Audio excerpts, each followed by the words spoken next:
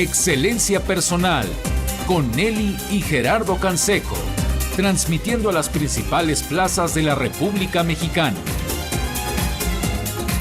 Excelencia Personal es un programa fuera de serie que orienta, promueve y alienta la integración familiar en un marco de valores y principios. Aquí, en Excelencia Personal, reflexiona y rescata los valores de la vida cotidiana. ¿Qué tal, amigos? Bienvenidos a su programa Excelencia Personal. Los saludamos con el gusto de siempre desde el Estudio Excelencia. Hoy, amigos, los invitamos a escuchar atentamente al licenciado Gerardo Canseco, en paz descanse, quien nos compartirá un programa in memoriam. Son de estos programas enriquecedores, llenos de contenido, llenos de reflexiones, de sentido de la vida, donde estoy seguro que sin duda aprenderemos muchísimo acerca de cómo ser mejores personas, cómo ser mejores padres. Antes de pasarles el micrófono a los colaboradores de hoy con el licenciado Gerardo Canseco, ¿qué les parece si los invito a visitar nuestra casa electrónica? Su casa electrónica, excelenciapersonal.org.mx, y lo mismo si necesitan proponer algún tema, cualquier duda, cualquier comentario que nos quieran hacer a Nelly y un servidor. Por favor, contáctenos en los teléfonos de Excelencia Personal, 56 82 75 00. Sin más, los dejo con el licenciado Gerardo Canseco. Adelante. Amigos, ¿cómo están? ¿Cómo están? Me imagino que muchos de nuestros radioescuchas atareados con pues la visita a los panteones, con todas estas tradiciones precortesianas, que además tienen mucho que ver también con la cultura cristiana, no del culto a la muerte, sino de recordar con oraciones y con amor y con afecto a quienes se nos adelantaron en su camino hacia la eternidad. Me imagino que todos atareados, porque a lo mejor no leímos a tiempo o no escuchamos a tiempo la poesía de Ana María Rabaté. Saludos, Tampico, saludos a todo el noreste de la República Mexicana. Ana María Rabaté, tan querida en todo el país, pero sobre todo en Nuevo León y en Tamaulipas. En vida, hermano, en vida. ¿A qué caso llevar flores cuando nadie puede ya captar su belleza y percibir, disfrutando de su aroma? En vida, hermano, mejor en vida. En vida, dile que le amas, en vida, llévale flores a tu mami. En vida, bueno, pero pues nos consuela mucho el 2 de noviembre, visitar y llevar flores y revisar y mejorar un poquito ahí donde están los restos mortales y muertos de nuestros seres queridos. Por eso es un gusto, como siempre, recibir al gran tanatólogo, pero sobre todo al querido amigo, José Manuel. ¿Cómo estás, José Manuel Manzano? Bien, Gerardo, como siempre, es un placer estar aquí contigo y compartir con tu público y sentir que tenemos este espacio para compartir esta herramienta que llamamos tanatología. Y en este tema de la tanatología, Día de los Muertos, qué mejor de hablar, qué mejor que hablar y reflexionar respecto a las personas que enfrentan en lo personal o en un ser muy cercano, un cónyuge, un papá, un hijo, un hermano, pues una enfermedad terminal, así se les ha llamado, es decir, para que se oye muy feo eso de enfermedad mortal, una enfermedad terminal, que están en fase terminal, que las ciencias médicas y todos los recursos a nuestro alcance dicen es una enfermedad progresiva, incurable y mortal. No se puede ni siquiera detener. El alcoholismo se puede detener, el SIDA no, cierto tipo de cáncer no, en fin, cierto tipo de enfermedades llevan a una persona a una fase terminal que a veces es de semanas, a veces es de días, a veces es de meses, José Manuel, a veces es de años. Y hoy se discute mucho, ¿no? Que si pues mejor aplicarles una inyección letal y que ya no sufran. Y ha habido películas defendiendo esta situación de que mejor matarlo, mejor dejarlo morir, que mantenerlo con vida. ¿Cuáles son los derechos de una persona que está en fase terminal? Pues el primer derecho es recordar que es un ser humano y tratarlo como una persona, como un individuo, como alguien que está pasando por una mala etapa, pero que no deja de ser alguien que tiene sus derechos y sus obligaciones. No importa que no sea Karol Wojtyła. No. Es decir, no importa que no sea un personaje extraordinario, lo primero es recordar que tiene una dignidad como persona humana. No importa si es el mochaorejas, no importa si es un criminal, pero que está enfrentando la muerte, que está enfrentando el aviso ya inminente, más o menos próximo, de su retirada de este mundo. Lo primero es reconocer su humanidad. Y de aquí vienen muchas implicaciones, ¿no? Sí, nos dice Schneidman, una buena muerte es aquella con la que pueden vivir los sobrevivientes. Entonces, una buena muerte, la buena muerte de mi padre es aquella con la que después de que él se marche yo me quedo tranquilo, que además ese es mi caso. Cuando mi padre se murió yo me quedé con la conciencia tranquila porque hice todo lo que mi nivel de conciencia de ese momento me permitía. Yo aún no era tanatólogo, pero puedo estar muy tranquilo de que lo que mi nivel de conciencia me permitió, lo hice. Que hoy lo haría mejor, seguramente, pero yo no me puedo exigir hace 13 años, ¿verdad?, lo que conozco hoy, después de 10 años de tanatólogo, ¿no? Por supuesto. Oye, pero a ver, una buena muerte es aquella que permite sobrevivir. Con aquella que pueden vivir los sobrevivientes. Eso, con aquella que pueden vivir, ¿sí?, los sobrevivientes. Esa muerte que no está llena de dolor, de resentimientos. La culpa siempre está, porque en tanatología la culpa son juegos de la mente que nos engaña, muy distinta de la responsabilidad, que es la habilidad para responder. A veces no hemos sido lo suficientemente hábiles para responder porque fuimos egoístas, porque debimos de haber estado ahí y no fuimos, porque pudimos haber apoyado económicamente y no lo hicimos, porque le dejamos el trabajo a mamá o a una hermana, que es algo muy común en nuestra sociedad, que un enfermo se quede con una o dos personas mientras que los demás no apoyan, no hacen nada. Entonces, por mi experiencia tanatológica, yo sé que las personas que están cerca de sus seres queridos en el momento de la muerte viven duelos muy fáciles de elaborar, muy cortos. Más breves. En cambio, las personas que no estuvieron ahí viven duelos muy largos, muy difíciles, lo que los tanatólogos llamamos duelos patológicos, muy intensos y muy largos. Entonces, esto lleva a la conclusión de que o uso el tiempo acompañándote, o uso el tiempo para elaborar un duelo muy difícil. Pues, por obvias razones, mejor un duelo acompañando, ¿no? Claro, mejor un duelo inteligente, mejor un duelo oportuno y que nos permita, pues, una mejor felicidad. Ciertamente 2 de noviembre, México, todas las regiones de nuestro país, los floristas hacen su negocio del año, mucho más que San Valentín y mucho más que Navidad y mucho más que cualquier otra época, porque hay culpa, porque hay un duelo largo.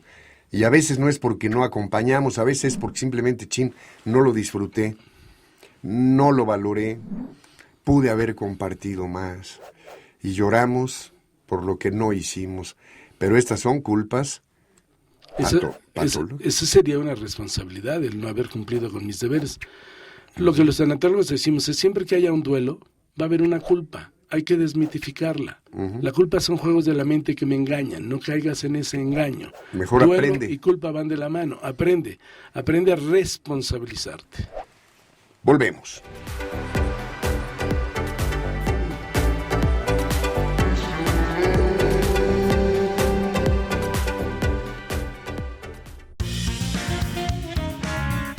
Excelencia Personal te ayuda a recuperar tu salud y tu energía. Con nuestro paquete post-COVID, recupera tu masa muscular, repara y protege tu sistema digestivo. Con esto encontrarás mayor vitalidad y fuerza.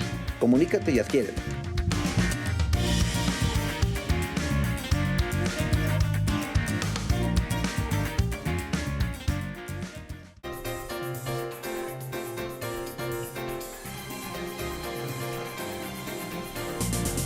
Porque sabemos que te interesa conocernos. Consulta nuestra página www.excelenciapersonal.org.mx o bien llámanos al 5682-7500. Del reconocimiento muy claro que se desprende de esta primera afirmación que nos ha hecho el tanatólogo, el doctor José Manuel Manzano. El primer derecho que hay que reconocer en un enfermo en fase terminal es su derecho al respeto a su dignidad como persona humana. De aquí se derivan muchos, doctor José Manuel.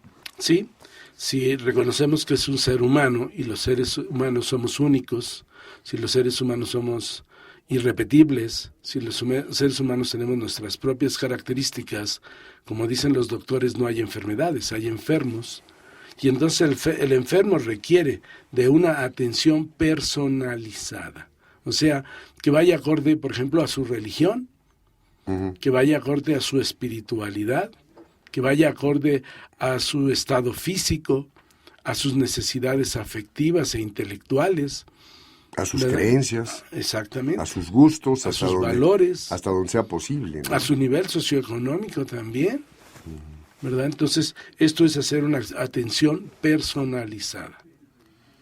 Primero es ser tratado como persona humana hasta el último instante de vida, y enseguida recibir una atención conforme a su circunstancia. Individualizada, sí. Si el señor es mahometano, pues no vas a obligarlo a que un cura le dé la extrema unción. O como se hacía en México por mucho tiempo, que nadie, ¿verdad?, recibía atención espiritual. Tenían prohibidas la entrada a los hospitales los rabinos, los sacerdotes, los pastores, los monjes, todo el mundo. Sí. ¿Verdad? Entonces, Eso era una grave violación. Caímos en un exceso de laicismo. Sí, no, eso ya no era laicismo, era Jacobismo. jacobinismo, sí. Sí. Ni hablar, por supuesto. ¿Qué otro derecho tiene? Mira, sobre todo es importante reflexionar en este tema, primero por razones prácticas, porque te tengo una noticia que no es ni buena ni mala, querido Radio Escucha. Simplemente es una noticia que a veces se nos olvida. Te vas a morir. Tú que me estás escuchando. Y yo que te estoy hablando, me voy a morir. Pero además también tengo que tomar en cuenta, en mi ámbito familiar, que mi madre cumplió 97 años. Y gracias a Dios está muy bien. El otro día se cayó. Bueno, pues gracias a Dios decimos qué bárbaro. Bendito sea Dios que tiene tan fuertes los huesos, man. Porque, oye, una cadera, un fémur, Dios santo, a los 97 años. No se vuelven a levantar. Jamás. Se quedan en la cama ya hasta la fase terminal. A pasar unos últimos días terribles. Pero bueno, tengo que estar preparado ante la muerte de mi madre y ante la muerte inesperada de cualquier ser querido, sobre todo en esta ciudad de la esperanza, en esta Ciudad de México. Tengo que estar preparado. Y pues sí, Dios te bendiga, hija. Cuídate, mantén los seguros puestos. Híjole, ya ni les digo, ya saben lo que tienen que hacer. Pero tenemos que estar listos porque, bueno, cuando empezaron los secuestros y la inseguridad en la Ciudad de México, hicimos junta familiar, José Manuel. A ver, como tanatólogo, ¿cómo lo ves? Entre los hermanitos siempre hay peleas. Bueno, por lo menos siempre hay conflictillos, ¿no? Y a veces se quedan ahí ulceradillos. Hicimos una reunión familiar. ¿Saben qué? Puede un día ir Betty a la escuela, o Gerardo, o Nelly, o papá, o mamá, al súper, lo que sea, y ya no regresar. No nos quedemos con la culpa de que ayer tuvimos un disgusto y terminó muy feo y no nos reconciliamos. Vamos a vivir intensamente, vamos a amarnos intensamente, vamos a resolver de momento cualquier malentendido, cualquier contradicción. Bueno, si lo logramos o no ya es otro tema, ¿no? Pero ante la inminencia de una ciudad de alta peligrosidad, aunque nos diga nuestro jefe de policía que ya aquí no hay bronca, pues más vale estar listos ante la muerte. Por razones prácticas el tema es importante, José Manuel, pero también por razones colectivas, ¿no? Hay unas nuevas leyes aquí en el DF. Y bueno, ¿cuáles son los derechos que tenemos que considerar ante una situación de muerte? La tradición nos dice que las decisiones del enfermo en fase terminal se tomaban entre los médicos, el equipo de salud y la familia, con lo cual se estaban transgrediendo los derechos del enfermo terminal. Después los mismos médicos inventaron un maravilloso instrumento que se llama el consentimiento informado. El médico informa y el paciente consiente. ¿Qué quiere decir esto? Quiere decir que el enfermo tiene que participar de manera activa, ¿verdad?, en todas aquellas decisiones que afecten los cuidados que le van a aplicar. ¿Para qué? Pues para no caer en medidas heroicas, para no caer en la obsesión terapéutica, en la distanasia, para no perdernos ¿Qué es distanasia? En la medicina high-tech. Eso, la obsesión terapéutica es la distanasia. Cuando le empezamos a hacer al enfermo de todo sin evaluar qué de positivo le tiene. Entonces hay veces que les hacemos a los enfermos cosas que ya no sirven para nada. En esa obsesión para mantenerlos de con no vida, permitirle morirse. mantenerlos con vida artificial. Así es. El pulmón es artificial, el corazón es artificial, la nutrición, híjole, pues es artificial.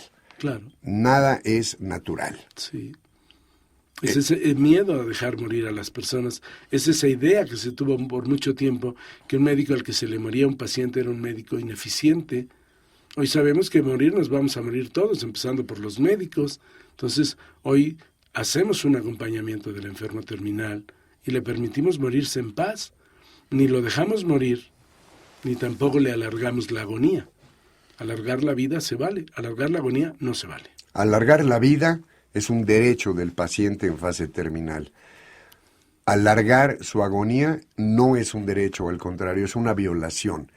Oye, y saber de la enfermedad, esto me parece muy importante. Yo tengo un caso cercano, familiar, de un pariente, pues cercano, que empezó a quejarse. Oye, me sale un olor muy desagradable de la boca, siento, en fin, bueno, de repente, cáncer en el estómago, terminal, muerte inminente, y él nunca lo supo.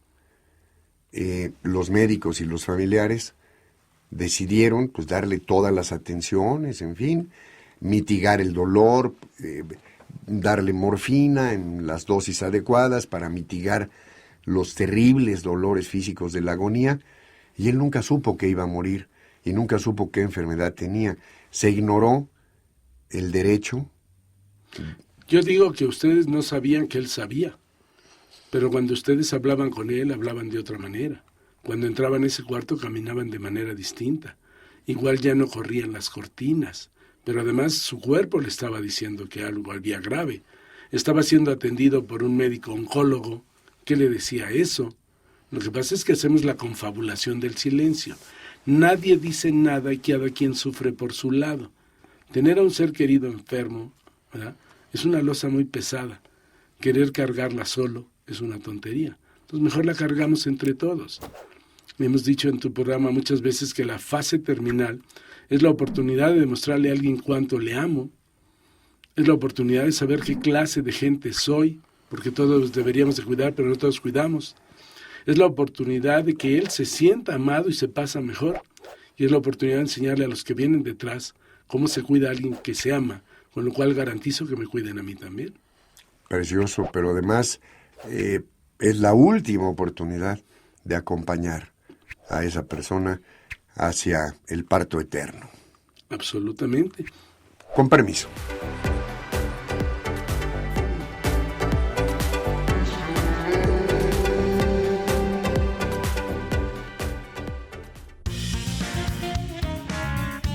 Tenemos paquetes para toda la familia. Como el que sirve para reforzar tus defensas. Te ayudará a proteger tu organismo, cuidarlo y fortalecer tu flora bacteriana. Contáctanos. Todos nuestros paquetes tienen desde el 20 hasta el 30% de descuento.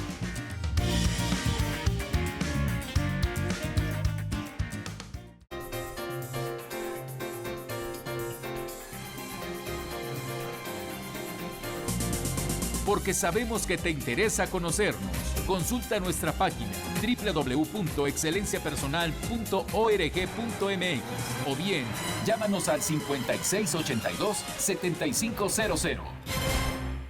El doctor José Manuel Manzano, por supuesto, aquí en el programa de vez en cuando es que me lo han criticado, ¿eh? Oye, repites mucho eso de doctora, fulano, doctor, licenciado. Bueno, es que si alguien nos sintonizó y dice, oye, qué interesante, ¿quién es el que está hablando? Pues nadie se entera. Doctor José Manuel Manzano. Mi querido Gerardo Canseco. Oye, yo creo que es muy difícil poder, es una pregunta, ¿no? Dar un dogma, decir, todo enfermo terminal debe ser informado de la naturaleza exacta y del momento muy probable de pronóstico de muerte. Yo creo que no, yo creo que hay criterios diferentes, ¿no? En el caso que te comentaba de este pariente. Sí, está muy estudiado. La Organización Mundial de la Salud dice que el primer derecho del enfermo terminal es a saber o a no saber de que está enfermo. Exacto. Él es el que decide preguntar o no.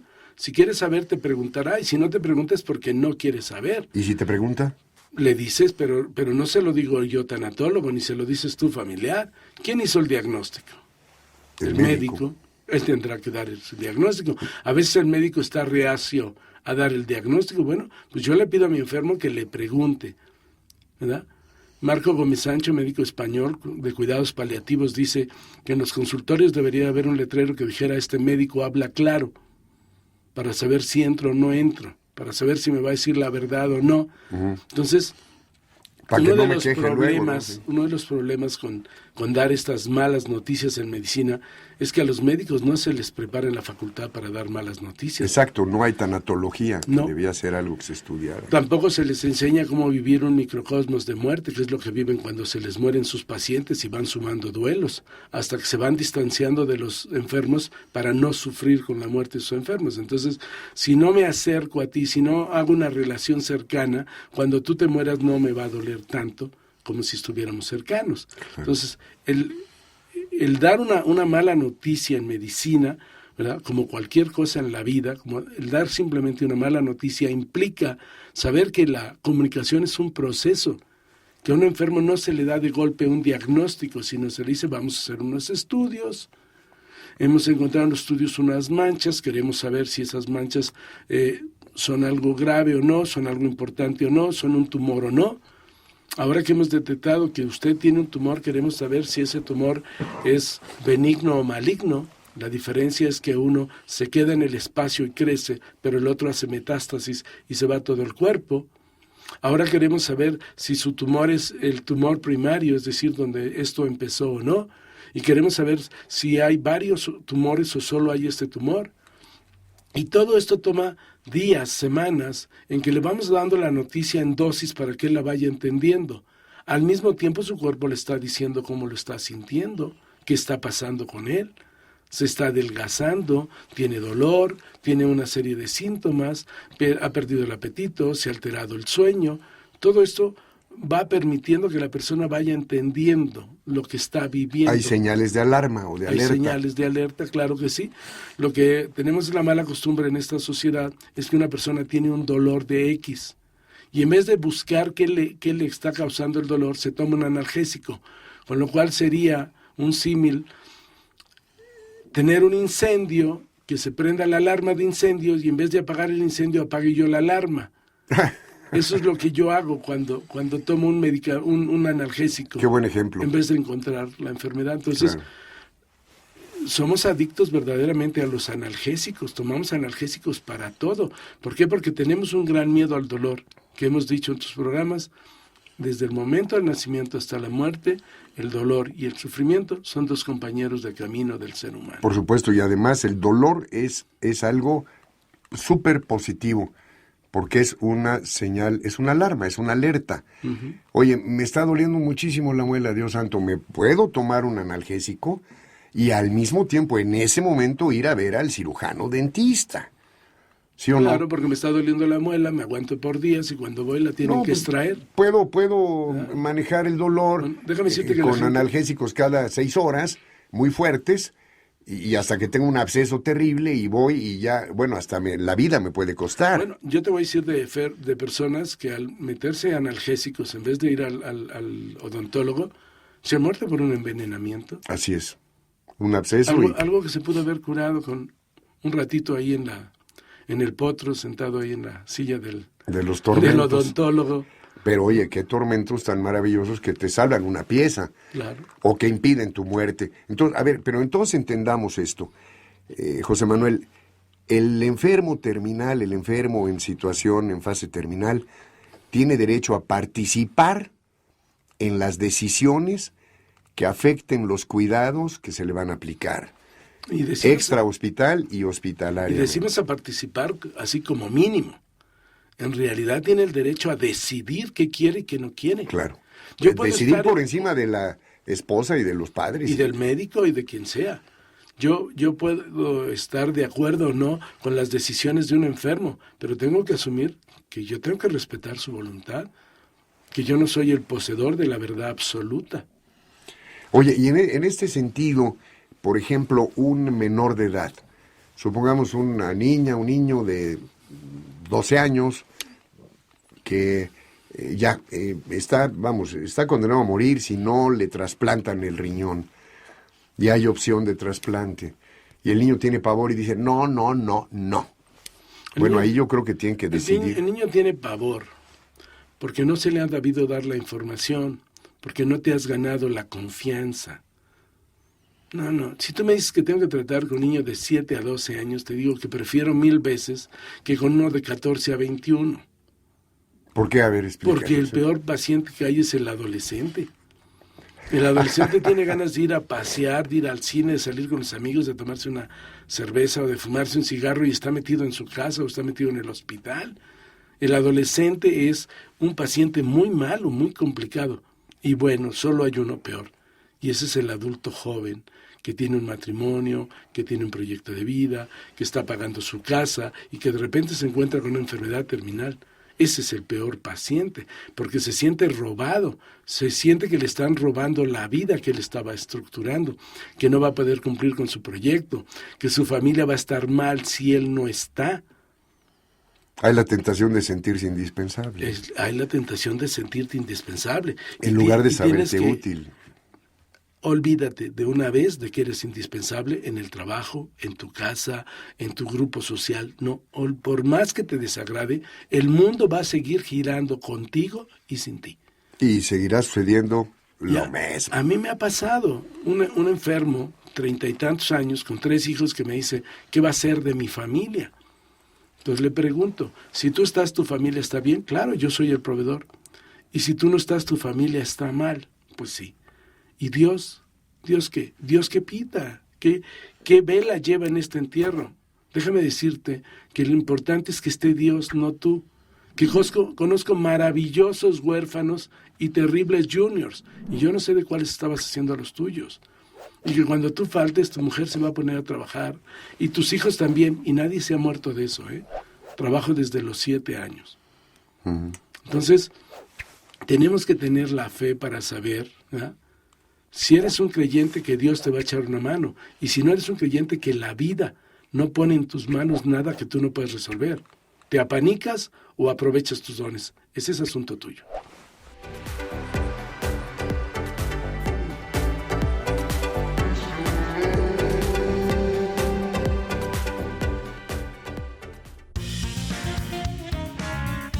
Si te sientes cansado y con poca fuerza, lo que necesitas es nuestro paquete Vitalidad Total. Este lo diseñamos para ayudarte a tener energía y vitalidad, especialmente con un multivitamínico completo, proteína que incluye enzimas y nutrientes esenciales y probióticos para desintoxicarte. Además, las enzimas asegurarán una buena absorción de nutrientes y una buena digestión. Visítanos o llámanos. En Excelencia Personal estamos para servirte.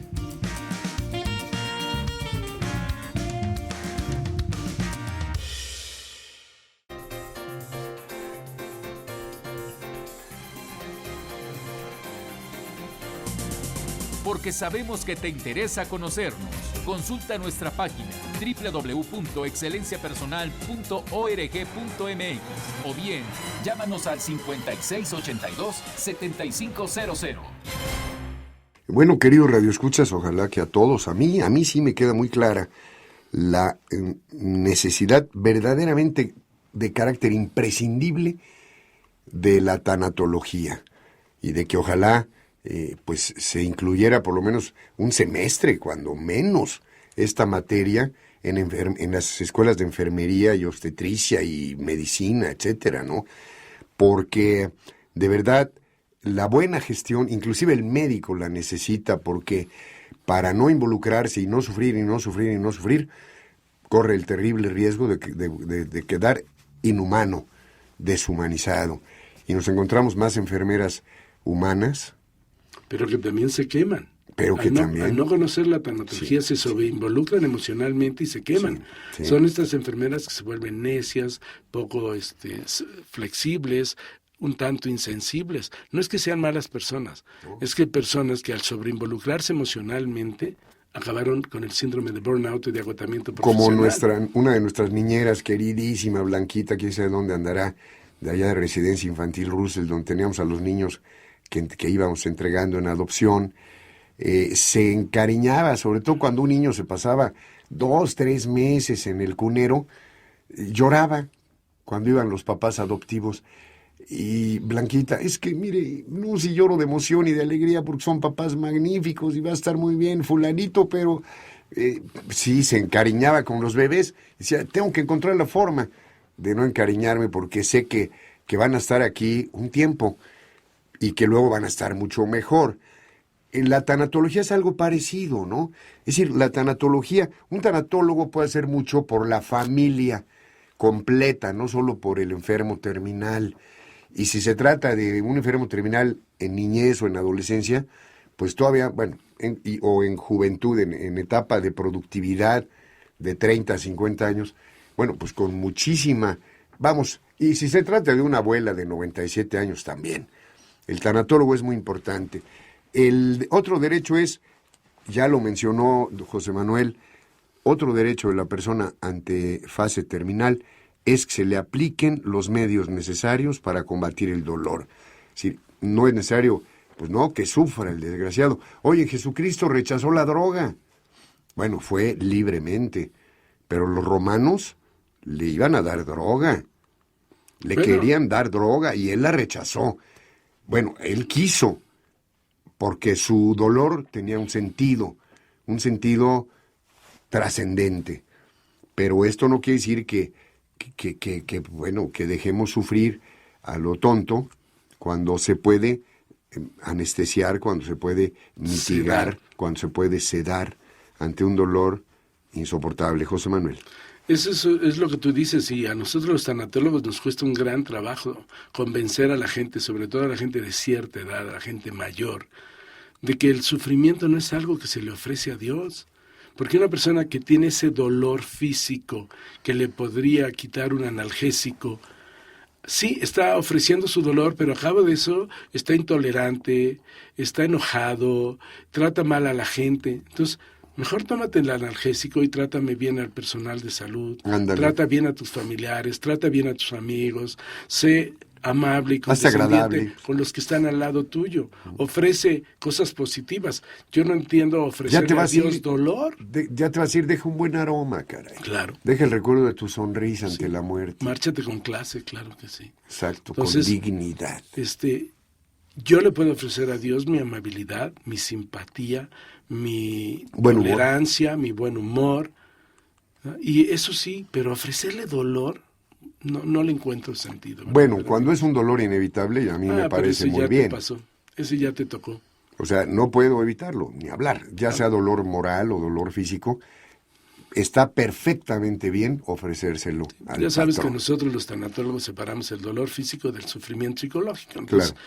Sí, hay cosas con las que no puedes vivir, pero decía Buda, el dolor es real, pero el sufrimiento es optativo. Sí, por supuesto, el que quiera que sufra. Pues sí. Y dice Isauro Blanco, el sufrimiento inútil. Claro. Sufrir a lo tarugo. Vamos a dejarlo así ahí. hablaba Víctor Frank también. Oye, ¿qué más? ¿Qué otro derecho? Primero que nada, él tiene derecho a recibir una respuesta adecuada y honesta a sus preguntas. ¿Por qué? Porque la verdad os hará libre. Hay que darle toda la información que él pueda asumir, que pueda integrar. Exacto. Y dársela en dosis. Esto nos aclara la pregunta anterior. Claro, entonces, darle toda esa información. No hay mentiras piadosas, hay verdad y hay mentiras. Uh-huh. Cuando a una persona no le digo la verdad, ¿qué estoy causando? Le estoy causando ansiedad, porque el discurso que yo le doy y lo que su cuerpo le dice son contradictorios. Si no te digo la verdad, te creo dudas y las dudas llevan a la ansiedad. Si yo te digo la verdad, por dura que sea la verdad, por despiadada que sea la verdad, te va a generar esperanza. La pregunta es obvia, ¿qué quieres para tu enfermo? ¿Ansiedad o esperanza? Entonces hay que decirles la verdad, pero hay que írselo diciendo en una manera paulatina. Dijimos, es un proceso de comunicación. Y hay toda No se una da de golpe. toda una ciencia que hay que estudiar profesionalmente, que se llama tanatología. Mira, sería muy soberbio pensar que solo la tanatología lo hace. No, nosotros hemos aprendido muchísimo de la enfermería, nosotros hemos aprendido, esto que estamos hablando hoy, mucho es tema de Josu Capdevila.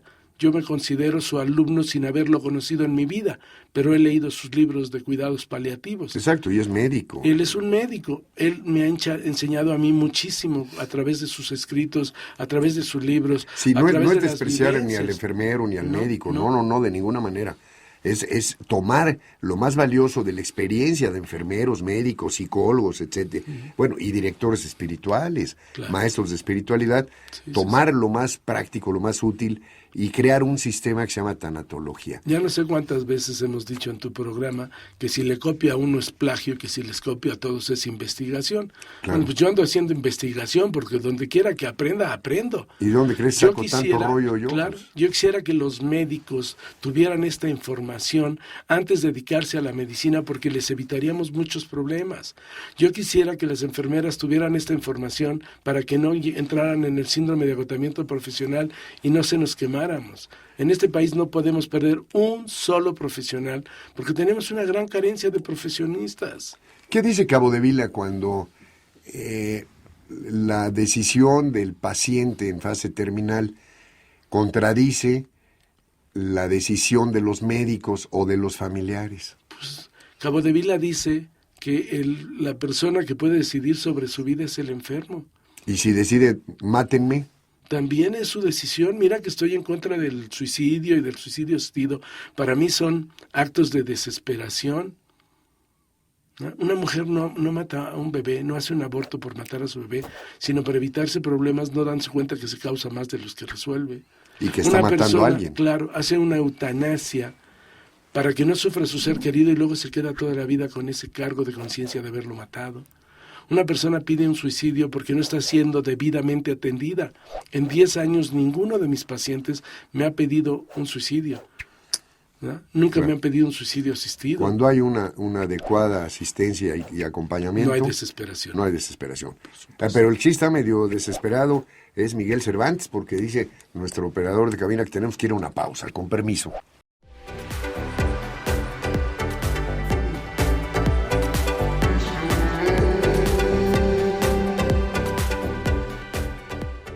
En esta contingencia es importante reforzar nuestras defensas sin salir de casa.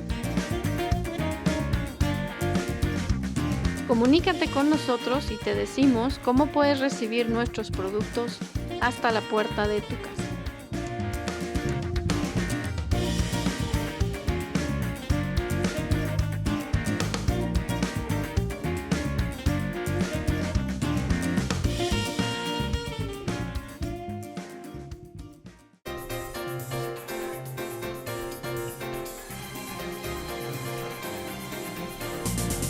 Porque sabemos que te interesa conocernos.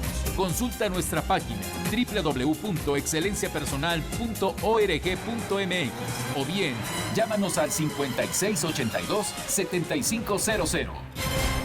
Doctor José Manuel Manzano, se nos acaba el tiempo disponible para el Día de los Muertos. ¿Qué más? ¿Qué otros derechos fundamentales hay que mencionar en la persona que enfrenta la muerte? Mira, es muy importante que la persona pueda mantener y expresar su fe hasta el final.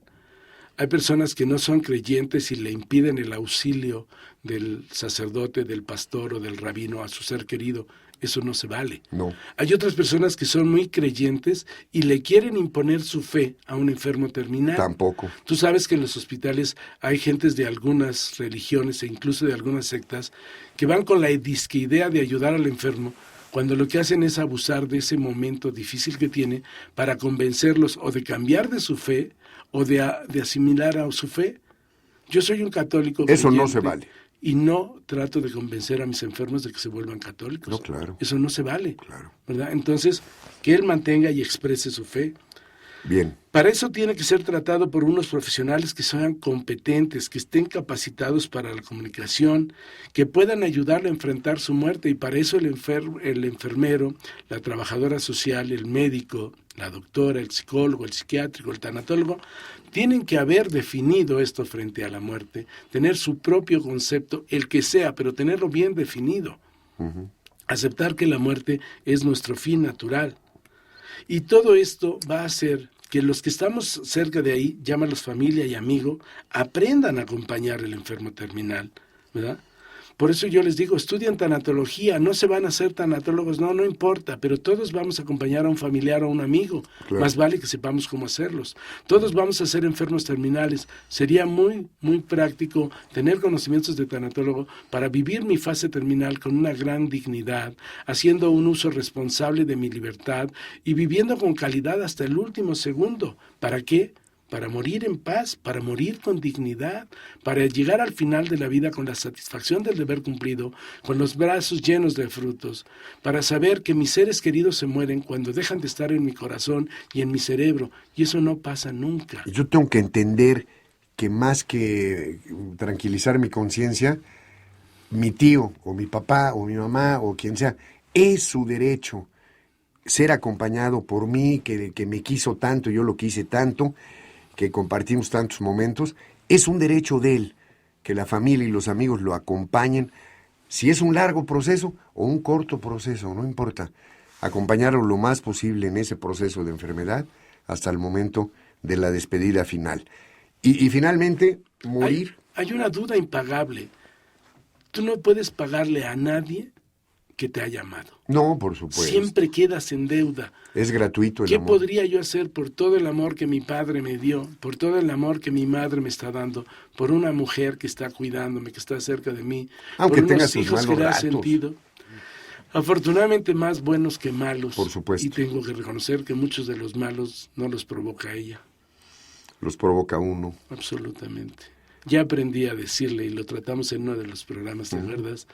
No le pregunto por qué estás enojada, ahora ya le pregunto, ¿Qué hice? ¿qué hice para que estuvieras enojada? ¿En qué contribuí, chiquita, que estés sintiéndote triste? O a que estés enojadita. ¿Are you mad at me, honey? Oye, el derecho finalmente a morir en paz y a morir con dignidad. Pues me parece estupendo todo esto que es del doctor Capdevila y que nos comparte hoy el doctor José Manuel Manzano. Agradecemos al licenciado Gerardo Canseco este programa de hoy.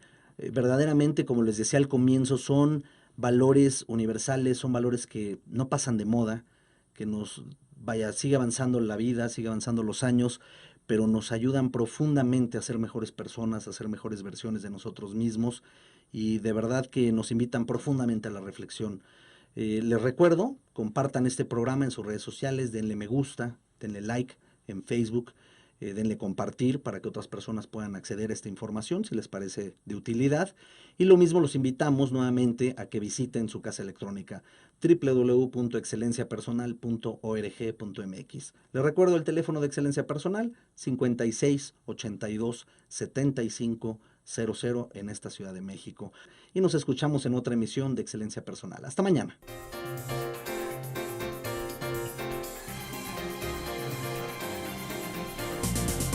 Excelencia Personal. Te esperamos mañana a las 2 de la tarde para continuar creciendo en familia con Nelly y Gerardo Canseco. Excelencia Personal es una producción de Calidad en tu Vida.